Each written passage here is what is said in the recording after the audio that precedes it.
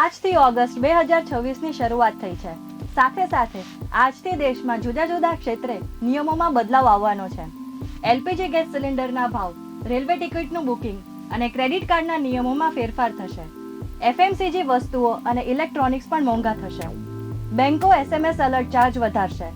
આ બધાની અસર સામાન્ય નાગરિકોના ખિસ્સા પર પડતી જોવા મળશે. ફર્સ્ટ, રેલવે તત્કાલ ટિકિટ બુકિંગ નિયમ. રેલવે સ્ટેશનના રિઝર્વેશન કાઉન્ટર પર ભીડ ઘટાડવા માટે તત્કાલ ટિકિટ બુકિંગના નિયમોમાં ફેરફાર કરાયો છે. હવે ટોકન આપવાનો સમય તત્કાલિક બુકિંગ શરૂ થવાના સમયની સાથે જ રાખવામાં આવશે. સેકન્ડ, એલપીજી સિલિન્ડરના ભાવ. દર મહિનાની 1લી તારીખે ઓઇલ માર્કેટિંગ કંપનીઓ એલપીજી સિલિન્ડરના ભાવની સમીક્ષા કરે છે. 1 ઓગસ્ટ 2026ના સવારે રસોઈ ગેસ અને કમર્શિયલ સિલિન્ડરના નવા દરો જાહેર થશે. થર્ડ, એસએમએસ એલર્ટ ચાર્જમાં ફેરફાર. કેટલીક બેંકો પોતાના સર્વિસ ચાર્જમાં બદલાવ કરી રહી છે. ઉજ્જીવન સ્મોલ ફાઇનાન્સ બેંક પોતાના ગ્રાહકો માટે મહિને નિશ્ચિત મર્યાદા બાદ પ્રત્યેક એસએમએસ પર 30 પૈસાનો શુલ્ક વસૂલશે. ફોર્થ, એર ફ્યુલના ભાવમાં ફેરફાર. એલપીજીની સાથે એર ટર્બાઇન ફ્યુલના નવા દરો પણ જાહેર કરવામાં આવશે. એવિએશન ફ્યુલના ભાવમાં થતા ફેરફારની સીધી અસર હવાઈ પ્રવાસનના ભાડા પર જોવા મળશે. ફિફ્થ, મોંઘવારીનો ડબલ ડોઝ. એફએમસીજી સેક્ટરની રોજિંદી વસ્તુઓ જેવી કે ચા, સાબુ અને હેર ઓઇલના ભાવ 6%થી 8% સુધી વધી શકે છે. આ સિવાય ટીવી, ફ્રીજ અને વોશિંગ મશીન જેવા ઇલેક્ટ્રોનિક સાધનો 4%થી 6% સુધી મોંઘા થઈ શકે છે. સિક્સ્થ, દંડ ભરવો પડશે.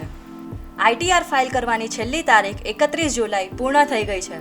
1 ઓગસ્ટથી લેટ આઈટીઆર ફાઇલ કરવા પર આવકના આધારે 1000 રૂપિયાથી લઈને 5000 રૂપિયા સુધીનો દંડ ભરવો પડી શકે છે.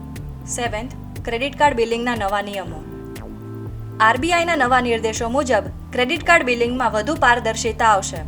બેંકો હવે ચક્રવૃદ્ધિ વ્યાજની ગણતરી કરતી વખતે મૂળ રકમમાં લેટ પેનલ્ટી કે અન્ય વધારાના ચાર્જીસ ઉમેરી શકશે નહીં. 8. CKYC 2.0ની શરૂઆત. બેન્કિંગ અને મ્યુચ્યુઅલ ફંડ સેક્ટરમાં CKYC 2.0 સિસ્ટમ લાગુ થઈ રહી છે. આ સિસ્ટમથી ગ્રાહકોએ અલગ અલગ નાણાકીય સેવાઓ કે નવું એકાઉન્ટ ખોલાવવા માટે વારંવાર એક સરખા કેવાયસી દસ્તાવેજો આપવા નહીં પડે. 9th, જીએસટી અને ઈ-વે બિલમાં ફેરફાર. વેપારીઓ માટે જીએસટી નિયમોમાં સુધારો કરવામાં આવ્યો છે.